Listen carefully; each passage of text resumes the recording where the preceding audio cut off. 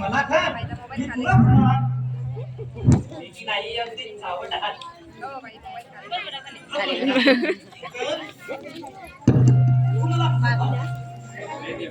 हो लग्न झाल्यापासून 1000 वेळा ऐकून झालंय ते तरीही हो ना मला हवी वाटते हवी हवीशी वाटते लागलात का काव्यात बोलायला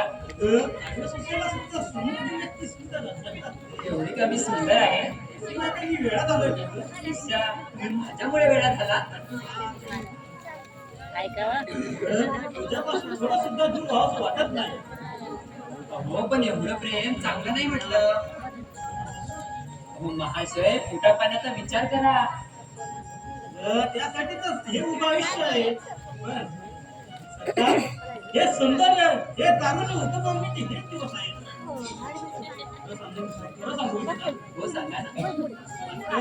वाटते या विषयात केवळ तू आणि मी असावं पण त्याची भीती नको कुणाच्या अडचण नको. दिवस उगवा सुगंधी वाऱ्यावर आणि रात नाही घेऊ या रुपेरी चालल्या शब्द व्हाल तुमचा हा हर्ष भाव होता संबंधातील रोमन हे बोलत राहावे. वनिता वनिता आणि वनिता ईश्वर अहो पुरे पुरे झाले तुमच्या काव्य आता. खरंच वनिता तू स्वतः हे काव्य आहेस कविता आहेस. तुझ्या सौंदर्याला सुगंध आहे आणि तुझ्या शब्दाला सप्त सुरांचे माधुर्य आहे. कविराज ओ पुरे आपल्या पोटा पाण्याचा विचार करा आणि सोडा मला जाऊ द्या मला स्वयंपाक करायचा आहे. आज जेवणच नाही मग बर मी दारा खिडक्या बंद करून आता यावेळी हो आता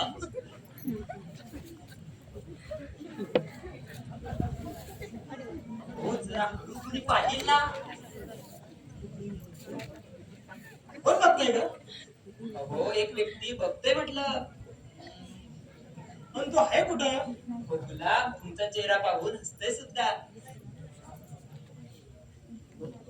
कोण पण कोण हो गुपचाप सारा ऐकतोय. अगं पण तो आहे तरी कुठं. या या इथं तुझे वनिता. हो शेखर हो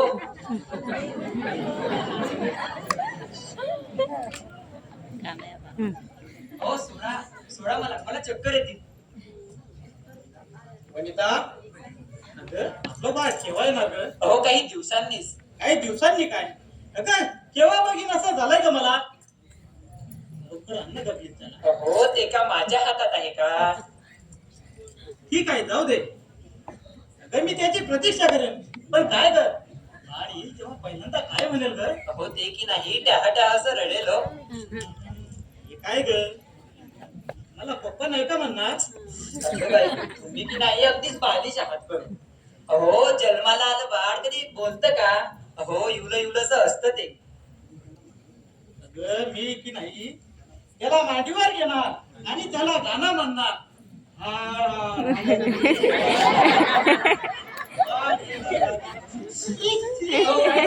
अगं बाळानं मोठी केली.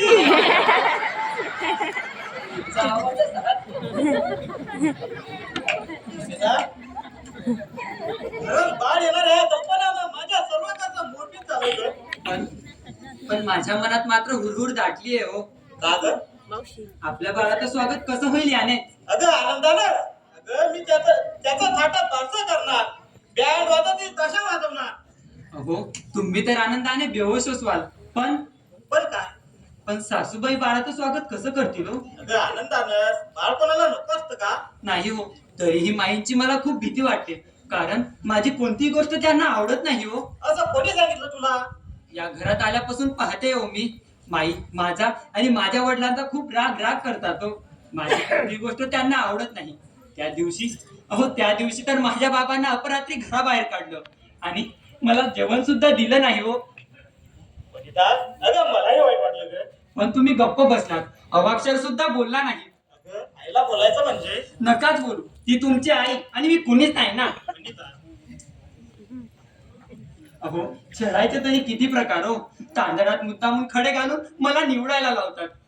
आमटीत सुद्धा मीठ मुद्दामून दोनदा घालतात आणि माझ्या नावाचा उद्धार करतात. सकाळी 4-5 वाजता माझ्या नावाचा गजर करतात. काम नसलं तरी सुद्धा पाणी भरायला लावतात आणि माझ्या आई वडिलांच्या नावाचा उद्धार करतात. आणि आणि अंघोळीला जर गरम पाणी दिलं ना तर ओरडतात, भाजून मारतेस काय? आणि थंड पाणी दिलं तर म्हणतात, सर्दी होऊन मेले एकदा ते सुटशील बाई. शेखर शेखर हो, खूप चढते हो बाई बाई तुमची. हे मला माहित नाही का ग, पण मी हा असा नोकरी नाही. अगं कुठे घेऊन जाऊ मी तुला? शेखर अहो, तुम्ही माझे पती आहात हो. तुमच्याशी सुद्धा बोलायला चोरी झाली. रात्री रात्री आई मला मुद्दामून 1-2 वाजेपर्यंत कामाला झोपतात, हात दाबून घेतात, डोकं चेपून घेतात. वर वर माझ्या बाबाच्या नावाने लाखोली वाहतात. भिकारी दारिद्री असल्या घाणेरड्या शब्दांनी माझ्या बाबाचा अपमान करतात हो. मलाही खूप वाईट वाटतं. पण पण तुम्ही बाबाला आईला उलटून कसं बोलणार ना? तसं नाही अगं, पण मग कसं? किती केलं तरी मी परकी आणि माझे बाबा सुद्धा परकेच. हीच वनिता. अगं अशा आनंदाच्या क्षणी या विषयावर आपण बोललंच पाहिजे का? आनंद? अहो, मुलींचा आनंद लग्नाच्या सप्तपदी प्रसंगी हवनकुंडात जाळून टाकला जातो हो. आणि गड्यात एक काड्या मान्यांचे पोट घालून नवऱ्या मुलामागं फरफटत नेलं जातं आयुष्यभर. वनिता वनिता, अहो, आयुष्यभर तोंड बंद करून जगायचं, भावना मारून जगायच्या, इच्छा जाळून जगायच्या. अगं आई काही बोलली असली तरी मी आहे ना. एक एक गुरुताच तर आधार आहे मला, नाहीतर माझ्या जगण्याला काही सुद्धा अर्थ नाही.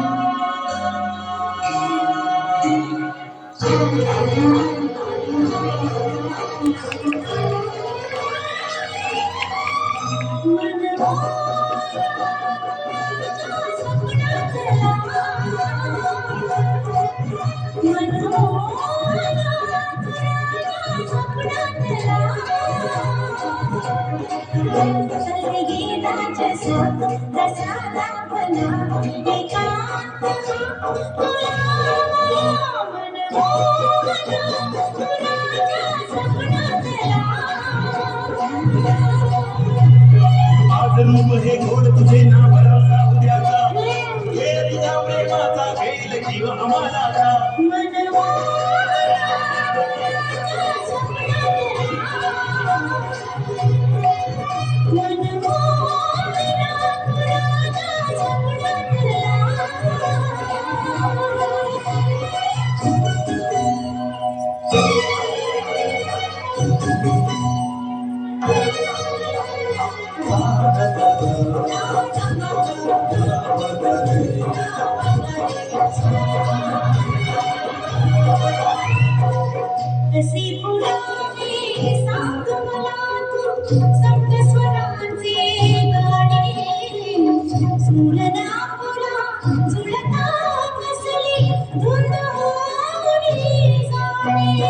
असा होय गंधर्व कधीही मूर्ख गाढवाचा, खेळ व्हायचा तुझा जायचा जीव आम्हालाचा.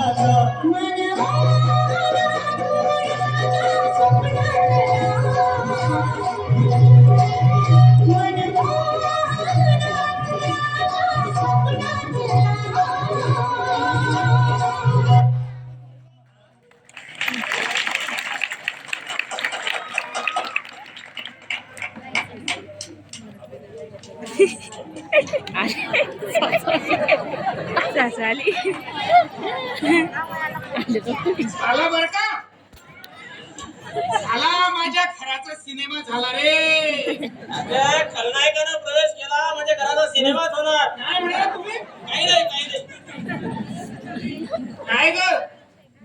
अगं माझ्या मुलाला असं सारखं जवळ घेऊन बसणं शोभतं का ग तुला? अगं माई, तू गप्पा बस रे, मला तिच्याशी बोलू दे. अगं त्याचं वय काय? त्याला जर हाडा मसाला ताप आला तर तुझा बाप औषध पाणी करेल का? तोंड वर करून मला बोलतेस? अगं ते तरुण आहेत दोघं. त्या या वयात त्यांनी गोष्टी करायच्या नाही तर का मग आपल्या वयात आल्यावर करायला.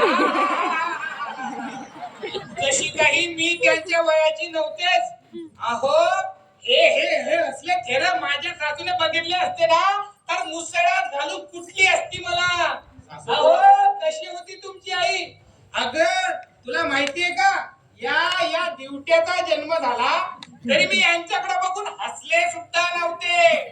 अगं मी कधी तुझ्याकडे पाहून असलो माझ्या म्हशीकडे पाहून कोणी हसतो का? मी माहिती म्हैस मग तुम्ही कोण? आणि अगं तू ऐकत का उभी राहिली तशी? जा, मी काही इथं कीर्तन करते का? काहीतरी गोडं धोडाचं करून ये मला खायला. दमले ग बाई. आई हे तुझा फारच होत हा. मला अक्कल नाहीये का? म्हणे हे फारच होतंय. अरे सून मला वागवायची का तुला? आणि माझा याच्यात काय स्वार्थ? अर्ध्या अधिक माझ्या गोऱ्या मसनात गेलाय बाबा. हे जे सारं करतोय ते तुझ्यासाठी करते ना? माझ्यासाठी? हो रे बाबा. अरे परक्या घरून आलेली पोरगी तिच्यावर आपला वचक पाहिजे. नाहीतर डोक्यावरचा पदर एकदा खाली पडला आणि वर मान झाली आणि बोलायला लागली तुरु तुरु की तुला खाली बघून मान घालून चालावं लागेल. माझ्यासारखं. तुम्ही पण शांत बसायचं काय घ्या. मला माझ्या लेकराशी बोलू द्या. मी आज जातो तुम्ही बसा रवण करत. हा का? तुम्ही माडीवर जाऊन झोपा. अरे शेखर मी जे जे करते ते तुझ्या भल्यासाठी करते ना बाबा. अरे शेवटी जन्मता ती आई आहे मी तुझी. आता हे बघ लग्न ठरवताना ताणून धरलं म्हणून त्यांनी मनासारखा हुंडा आणि मागपण दिला. अरे तिला सतत धारेवर धरत असते म्हणून तिच्या बापाने मागच्या महिन्यामध्ये अंगठी आणि चैन दिलं. आता मला सांग हे सारं का मी कुठे घेऊन जाणार आहे का? तुझंच आहे ना सारं? पटतंय ना माझं बोलणं तुला? सारखं चढायचं म्हणजे पायातली वाहन पायातच ठेवणं बरं शेखर. आता हे बघ लग्नात काय ठरलं होतं की तुझ्या सासऱ्याने त्याचं घर विकावं आणि त्याचे पैसे तुला आणून द्यावेत. दिलेत अजून? अगं पण ते त्यांच्या मृत्यूनंतर. अरे तो म्हातारा 100 वर्ष जगतोय का 200 वर्ष? आपण काय त्याच्या मरणाची वाट बघायची का? अगं, मला तर अजून माहित नाही बरं. अरे दादा तुला काही नसेल पण त्या म्हाताऱ्यानं दुसऱ्याच्या नावानं बक्षीस पत्र करून दिलं की तू बस मला हात सोडत. माझं काय बाई? माझं काही नाही पण झाला तर तुझाच नुकसान होईल दादा. आता हे बघ आता जर तुझ्या हातात पैसा असेल तर काहीतरी धंद्या पाण्याचं बघता येईल. पटतंय ना माझं बोलणं? पण ते घर विकून कुठे जातील? अरे आपल्या घरी या म्हणावं राहिला. आपल्यालाही धंद्या कामाला माणूस होईल आणि त्यांना मुलीचा वेळही राहता येईल. तू थोडं मनावर घे हा लाडी गोडीनं. मुली त्याच्या मनावर घाल. तिला सांग म्हणा तुझ्या बाबाचं घर विकून पैसा आणून दे. अरे नाही निदान तरी 10 लाखाचा मालक होशील शेखर. पटतंय ना माझं बोलणं? सुनबाई आलीस का ग माझी लाडाची सुनबाई ग? शिरा आणलायस का? अगं बसा तुम्ही दोघं नवरा बायको बसून हा दोघं नवरा बायको बसून बोलत खा. अगं अशी बघतेस काय? माई अहो पण तुम्हाला भूक लागली होती ना? अगं माझ्या भुकेचं काय मेलं? मी खाईन काहीतरी. तुम्ही दोघं बसा खा. आणि हे बघ सुनबाई अगं मी जरा फाटक्या तोंडाची आहे.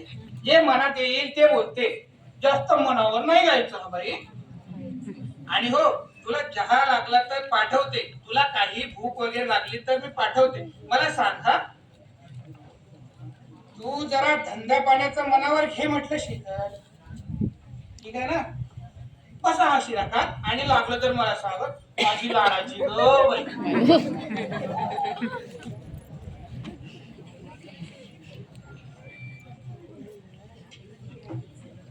Silakan ya katanya. Silakan. Ada bang. मामा का आता शेखर हो आज माईला अचानक असं काय झालं हो? काय झालं? माझं काही चुकलं का? काय चुकणार? मग माई एवढ्या गोड का बोलत होत्या? अगं, माझी माई आहे मुळीच आहेच गोड. बापरे बरं ते जाऊ दे. अगं, आज मी वेगळ्या विषयावर बोलणार आहे तुझ्याशी. हा बोला ना. हा शिरा खा. नको नको मला तुम्हीच खा. अगं, एक दात नवरा बायकोने वाटून खायचा असतो. हो सुखदुःख वाटून घ्यायचे असतात. हेच सांगणार आहे मी तुला. मग सांगा ना. हा शिरा खा म्हणजे हो एक सांगू का तुम्हाला? सांग बरं. असंच प्रेम करत राहणार ना माझ्यावर? किती आहे सांग. तुला माझ्यावर शंका वाटते का? हो तसं नाही. नानांचं ह्या घरात काही सुद्धा चालत नाही हो. आणि माई सुद्धा माझ्यावर उठसूक तोडसूक घेत असतात. मला मला केवळ एक तुमचाच आधार आहे हो शेखर. अगं, तो आधार कायमचा आहे. खरं? किती खरं.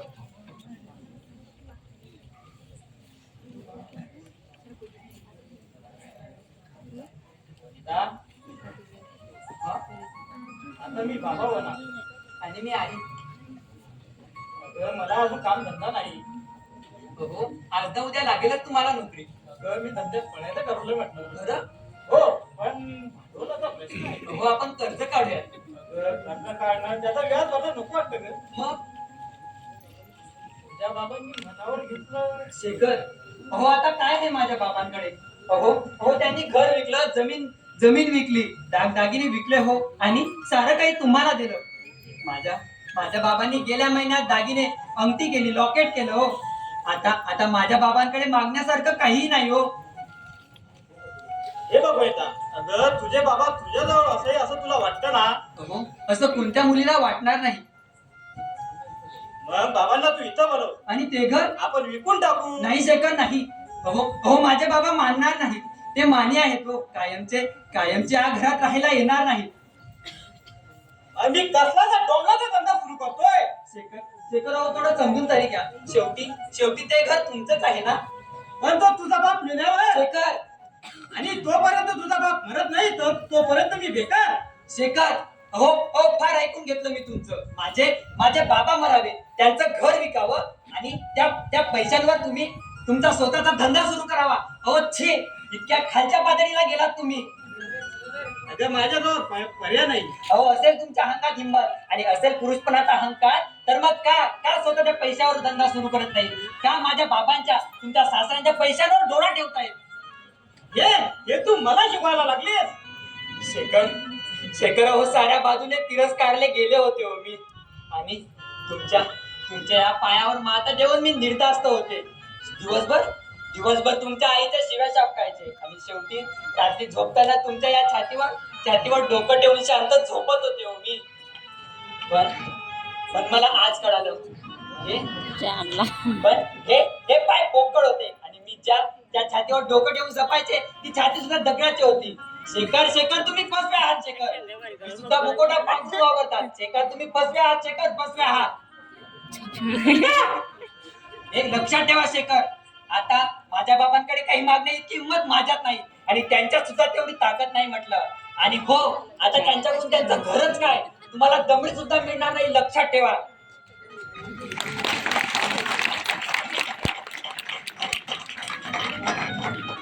बरं का ग सुनबाई, अगं चमडी काढली की दमडी मिळेल आणि चमडी कशी काढायची ते मला चांगलंच माहिती आहे.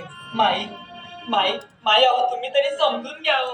माझे बाबा माझी आई लहानपणीच गेली हो. मला आईची माया मिळालीच नाही.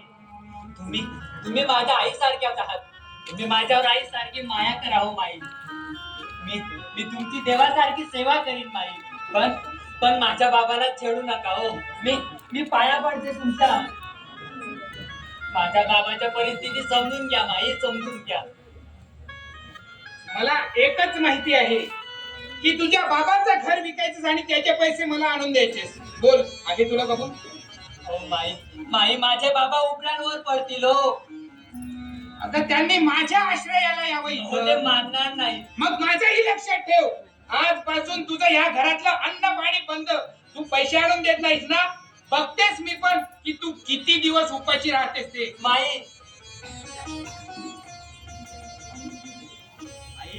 आई तुझं हे खूप होतंय ना. तू गप्प बस रे. आई आपण मला बोलत बसायला वेळ नाही. तुला घेऊन मला बाजारात जायचंय. चल बघू. आई चलायचं नाही का? तुला तुझी बायको हवी की आई हवी? जर तुला तुझी बायको हवी असेल तर टाक तिच्या कमरे होती हात आणि चालायला लाग इथून. आणि पुन्हा माझ्या घरात पाऊल ठेवायचं नाही. आणि माझं ऐकायचं असेल तर चल माझ्या बरोबर. आणि तूही लक्षात ठेव, याच्या पुढे तुला घरात एक अन्नाचा दाणा सुद्धा मिळणार नाही. बघते ना किती दिवस उपाशी राहून काढतेस ते. कबूल आहे? अजूनही सांगते, कबूल आहे तुला? नाही हो माही. सांगशील तुझ्या बाबांना पैसे? मग मर इथंच. शेखर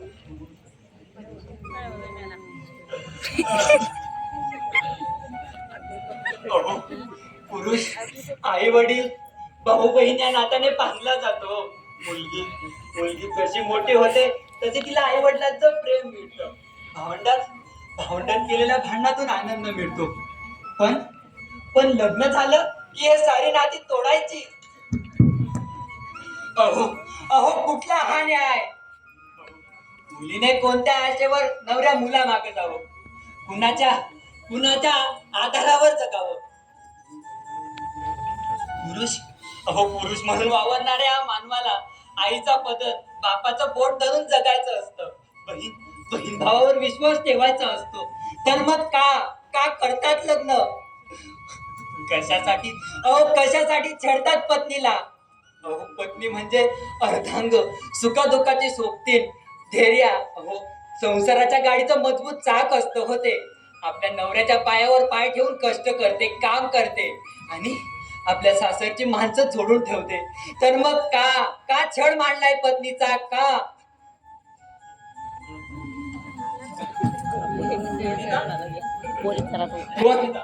तू राजेंद्र तुझ्या डोळ्यामध्ये पाणी.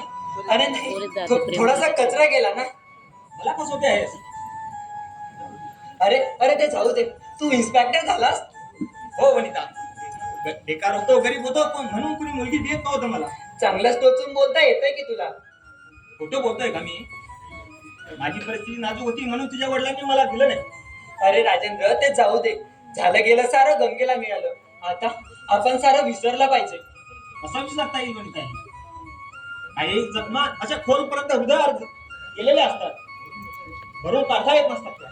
पण राजेंद्र, जखमांच्या वेदनांनी विवडत थांबता नाही ना येत रे. तुझंही खरंय म्हणा. शेवटी स्त्रिया म्हणजे झाडाच्या रोपट्यासारख्या, या ठिकाणाहून काढायच्या दुसऱ्या ठिकाणी लावायच्या. ते एका ठिकाणी खताशी एकरूप होऊन जात असतात. खरंय राजेंद्र. अरे अवगणित चोचींची भीती असते रे आम्हाला. हा समाज चोची मारून रक्त भंबार करतो आम्हाला. म्हणून जुळून घ्यावं लागतं. ठीक आहे, कशी आहे सदा? तशी मजेत असणार म्हणा. सासूच्या मायेनं आणि नवऱ्याच्या प्रेमानं दिवस जात असतील तुझी. आणि दिवस नवऱ्याच्या प्रेमात रात्र सरत नसेल. साऱ्या कवी कल्पनाच रे. म्हणजे वनिता, अरे तू इथं खुश नाही? अरे तसं कुठे म्हणाले मी? तू माझ्यापासून काहीतरी लपवत आहेस. नाही राजेंद्र, खरंच खूप सुखात आहे रे मी. वनिता, मी यापूर्वीचं सारं जीवन विसरून गेलेलो आहे. पत्नी म्हणून तू मला मिळाली नाही, पण बहीण म्हणून मी तुला मानणार आहे. राजेंद्र, वनिता, माझ्या प्रेमात यापूर्वीही पाप नव्हतं, उद्याही नसणार आहे, आजही राहणार नाही. दुर्दैवानं आपण संसार नाही काढू शकलो, पण बहीण भाऊ मिळून तुझ्या दुःखावर मी सुखाचे फुंकर मारणार आहे. सांग कसल्या संकटात आहेस तू? नाही राजेंद्र, अरे खरंच खूप सुखात आहे रे मी. तीन वेळा पोटभर खाते, राजाच्या राणीसारखी राहते आणि माझी सासू तर आईसारखं प्रेम करते माझ्यावर. वनिता, तू माझ्याजवळून काही लपवून ठेवशील तर पश्चातापाची वेळ येईल तुला. तुझं आपलं काहीतरीच. बरं कुठे राहतोस तू? इथंच, याच पोलीस स्टेशनवर माझी नियुक्ती झालेली आहे. अरे काय सांगतोस काय? हो, म्हटलं पहिला पेळा तुला भरवावा म्हणून आलो. खरंच खूप आनंद झाला रे मला. वनिता, मी माझ्या हाताने तुला हा पेढा भरवणार आहे. अरे हे काय, कुणी पाहिलं तर? पहिला पेढा भरवायला कुणाची भीती आहे इथं?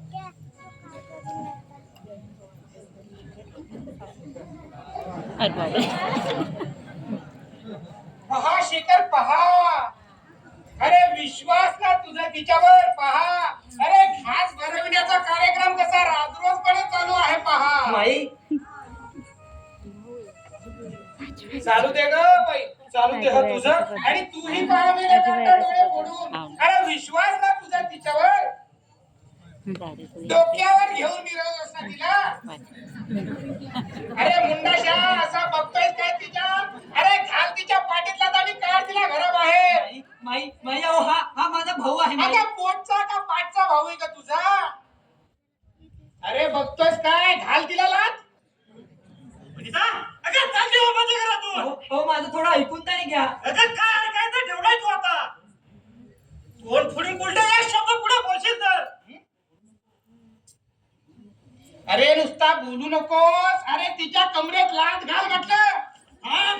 घातले का बाई, घातले का? माझ्या पोरावर मारेकरी घातले का या बाईने. बोंबाबोंब करून काही उपयोग नाही इथं.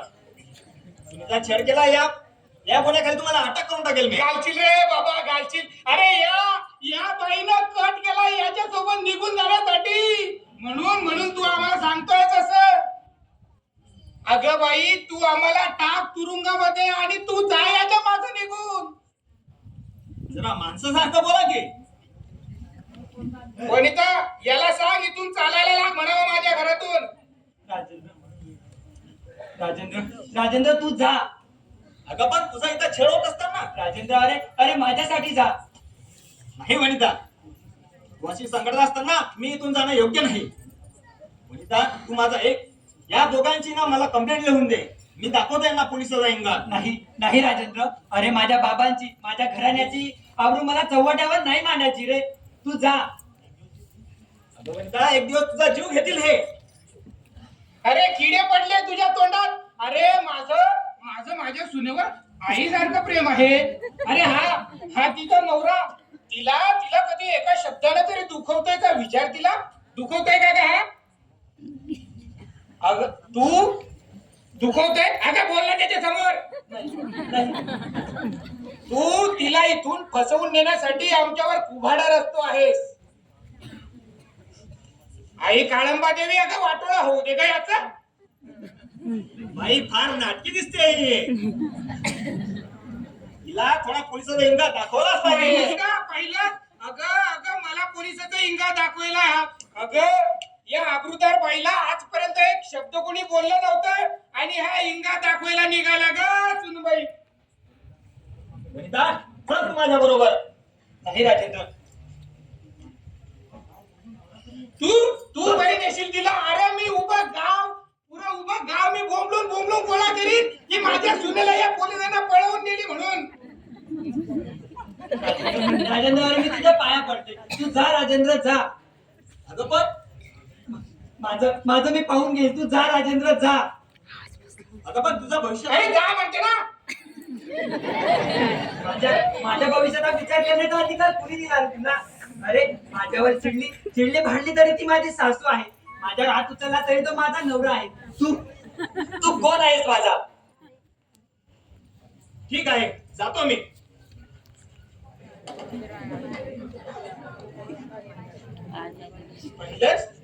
पाहिलंच पुरा.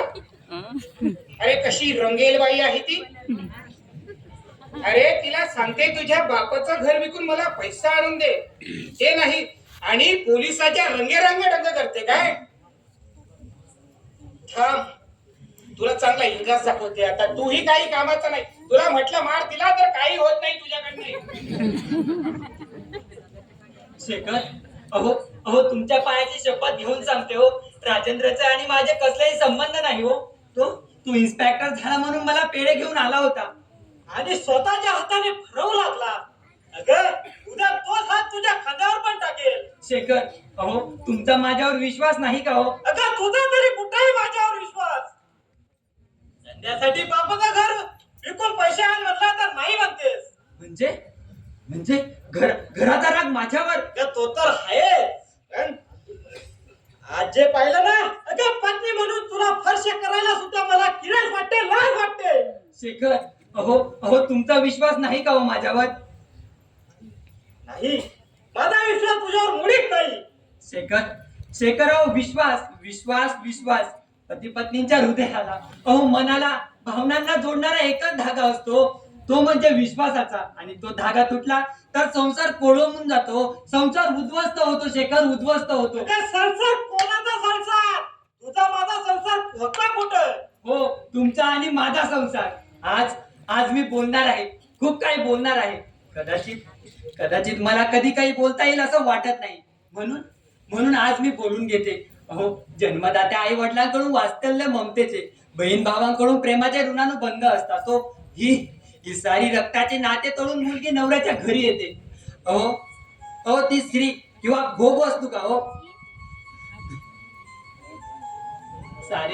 सारे पास तोडून ती नवऱ्याच्या घरी येते. आणि नवरा ननद यांच्याकडून अपेक्षा करते ती केवळ 2 शब्दांची, मायेची, ममतेची. पण तुमच्यासारखे माणसं फक्त तिचा छळवातच मांडतात. आणि त्या छळाला काही कारण मिळेल ना, आणि तिचा दुर्गुण सापडेना तर तिच्यावर असला घाणेरडा आरोप करतात, जसा तुम्ही आज माझ्यावर केलात. हो का? घाणेरडा आरोप केला का मी तुझ्यावर? घाणेरडा आरोप केला? थांब आता तुला चांगली शिक्षाच करते. अगं हे रूप वेळ लागतंय का तुझं? हे रूप वेळ लावतंय का दुसऱ्यांना? थांब याला चांगले डागाच देते. अगं बाई, तुला म्हटलं बापाचं घर विकून मला पैसे आणून दे, तर नाही म्हणतेस. आणि हे असे पोलिसाच्या सोबत रंगाढंगा सांग, देतेस मला तुझ्या बापाचं घर विकून पैसे? सांग, देतेस? मी तुमच्या पाया पडते, मला टाकू नका हो. का? मी तुमच्या पाया पडते. शेखर हो, देतेस?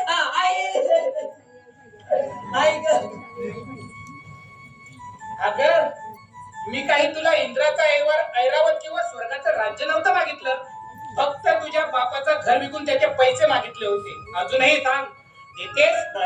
नाही हो, माझ्या बाबांना पोरकं करून कसं जगू? त्यांना पोरका नाही ग, त्यांना धर्मशाळा आणि वृद्धाश्रम कमी आहेत का राहायला? घर विकून पैसे घेऊन येत असशील तर अजूनही सांगते तुला, हो, बाबांच्या डोक्यावरच चप्पल फिरून त्यांना बेकार कसं करू? अगं मग मार इथंच. बोल. अरे बघतोयस का? हे हिला आवडत कोणाच मागच्या खोलीमध्ये. बोल. शेखर हो, आपलं बाळ शेखर, ये. शेखर म्हणा. ये.